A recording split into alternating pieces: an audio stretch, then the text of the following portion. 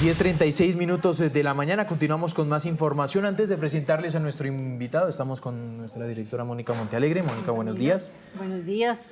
Bueno, vamos con David Salgado, porque David Salgado tiene lo último, lo que ha pasado con este antivirus. David, una rueda de prensa extensa durante toda la mañana que están entregando las autoridades de la Organización Mundial de la Salud, con noticia, por supuesto, a esta hora.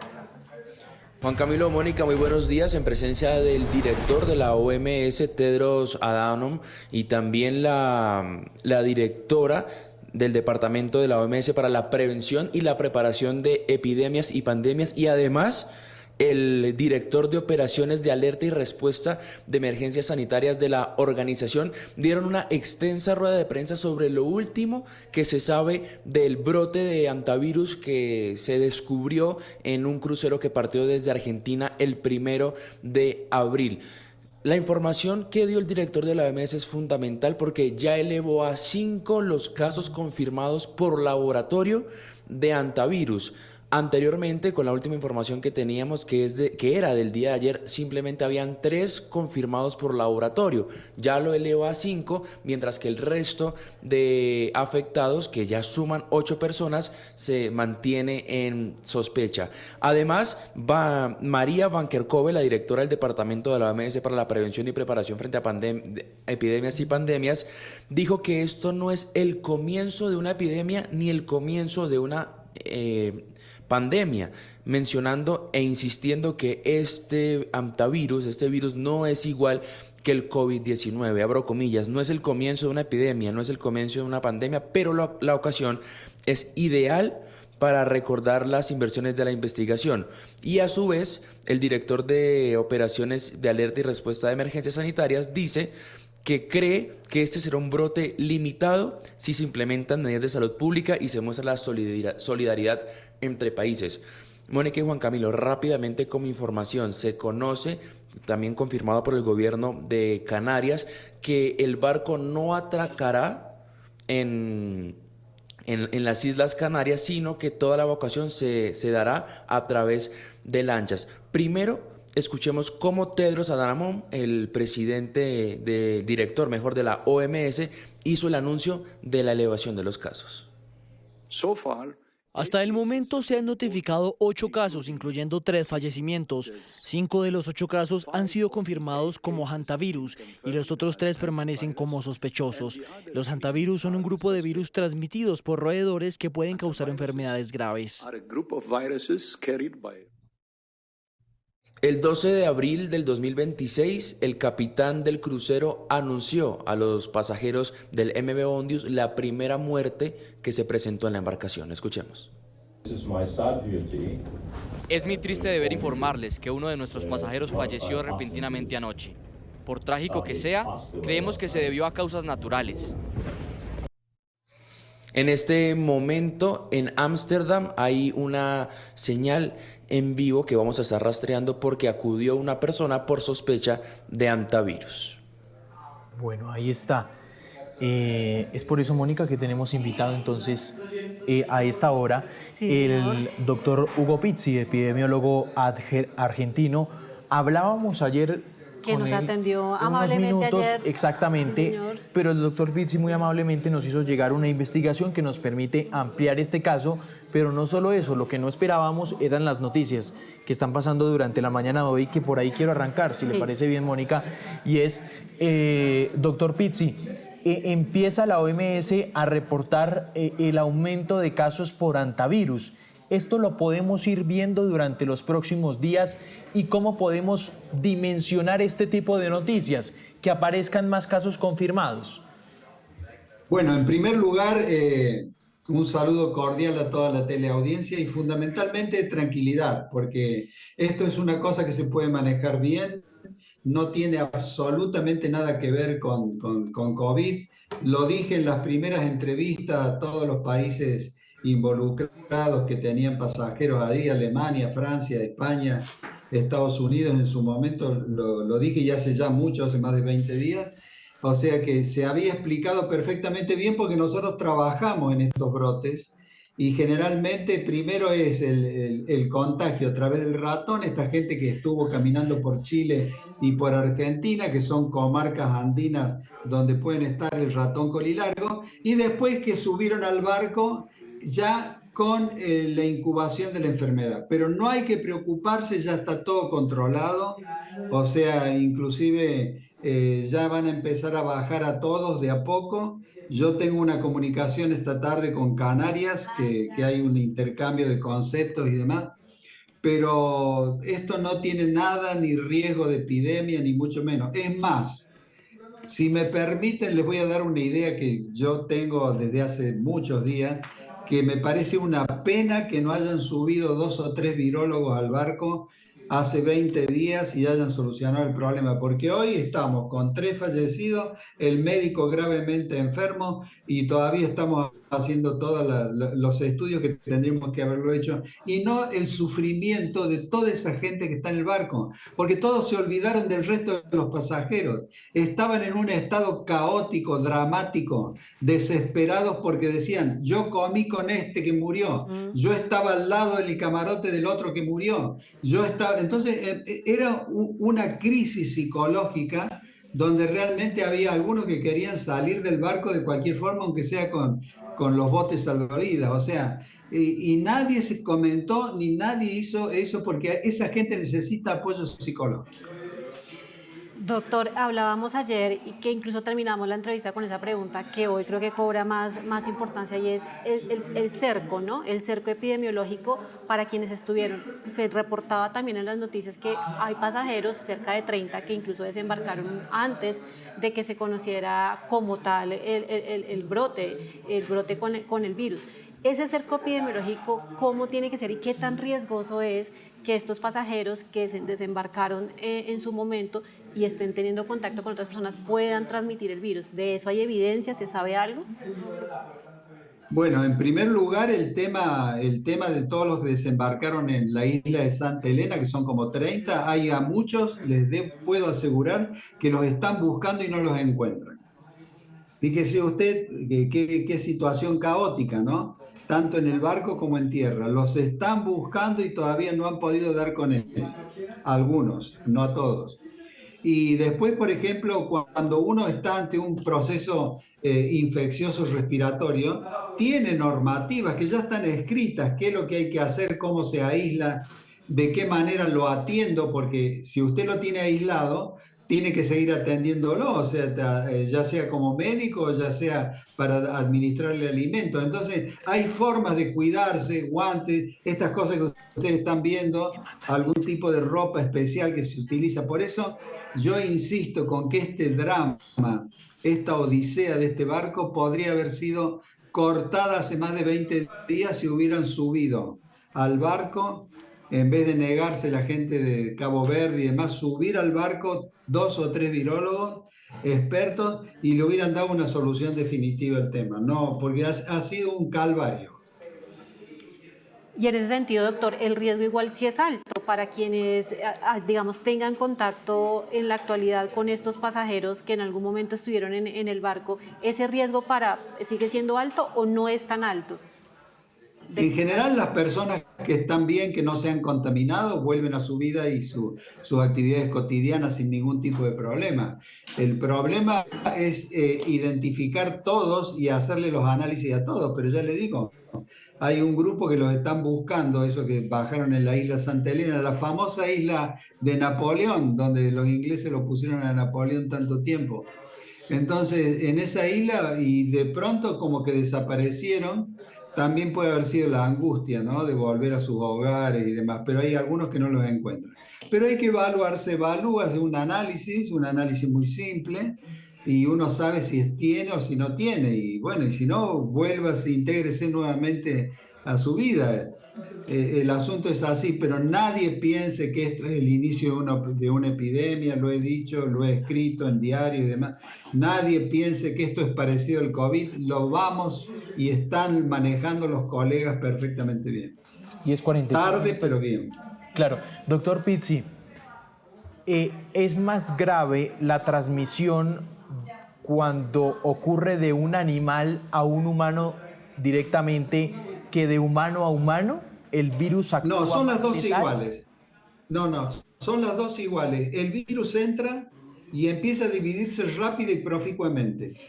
Inunda todo, el sistema respiratorio, corazón lo inunda.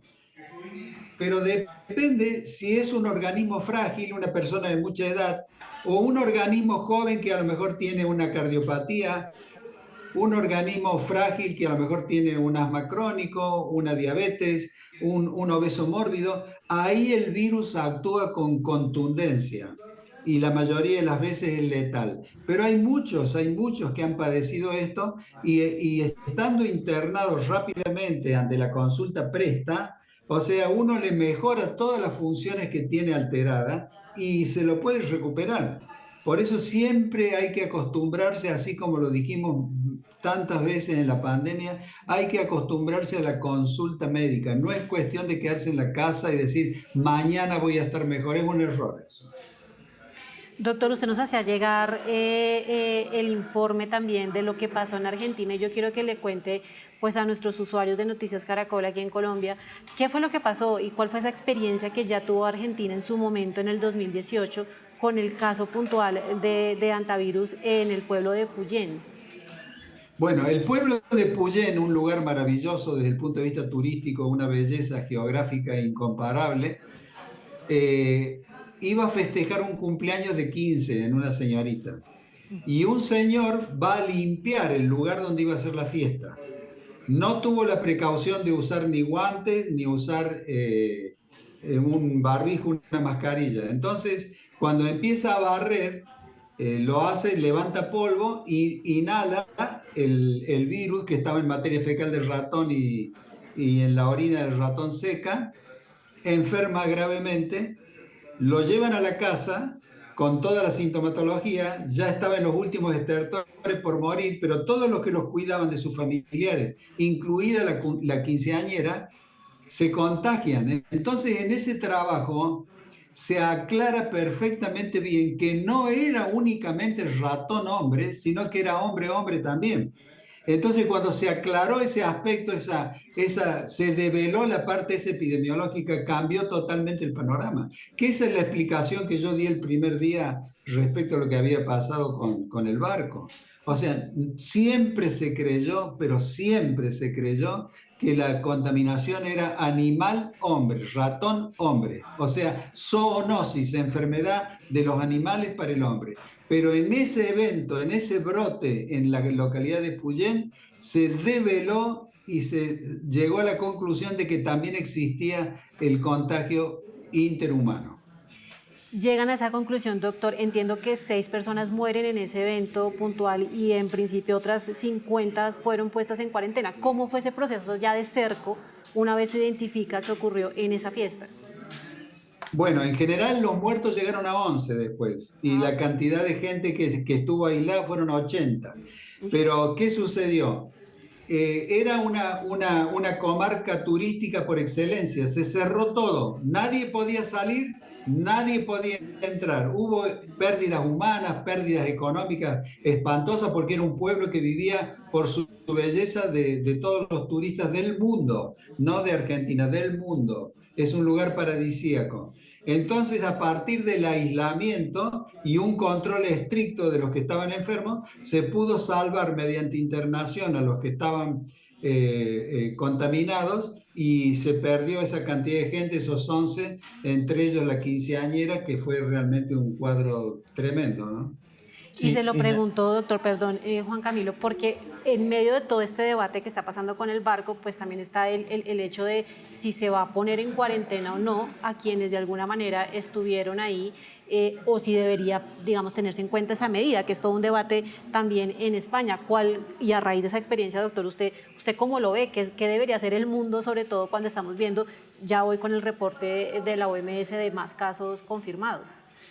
Mire, el método de diagnóstico que tenemos hoy es muy certero, muy sensible. Entonces, ¿cuál es el criterio? Esa gente baja y va a estar aislada. Se le va a hacer los métodos de diagnósticos a cada uno. El que no tenga síntomas y el que sea negativo el diagnóstico se va. El que tenga síntomas o esté cursando algún tipo de patología se lo va a dejar en estudio. Y así sucesivamente hasta dejar a todos y que vuelvan a sus actividades. O sea, pero sí hay que seguir controlando, hay que controlar eso porque puede suceder que alguno de los que viaje o alguno de los que baje se encuentre en periodo de incubación, porque la incubación es larga, puede llegar a 26, 21 días. Entonces, ¿quién le dice de que no hay uno de todos los que van a bajar que a lo mejor se contaminó con alguien, pero está bien, y el virus en su interior se está reproduciendo? Por eso la importancia del análisis, la importancia del análisis, la importancia del aislamiento, la importancia del control. Pero quédense tranquilos que va a andar todo bien. Incluyen en la investigación las formas de contagio, inhalación de aerosoles provenientes de la orina, saliva y excreciones de roedores infectados, contacto directo con secreciones en mucosas o por mordeduras inclusive, y contagio interhumano, como quedó demostrado en este caso que usted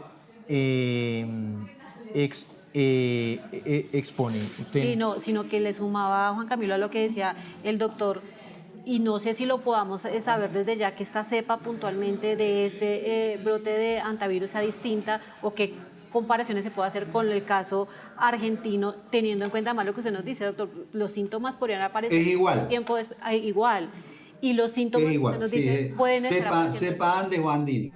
Okay. Es todo muy parecido. O sea, todo comienza con un cuadro gripal, dolor de cabeza intenso, fiebre, dolor muscular, cansancio, y después viene el virus y ataca pulmón y corazón.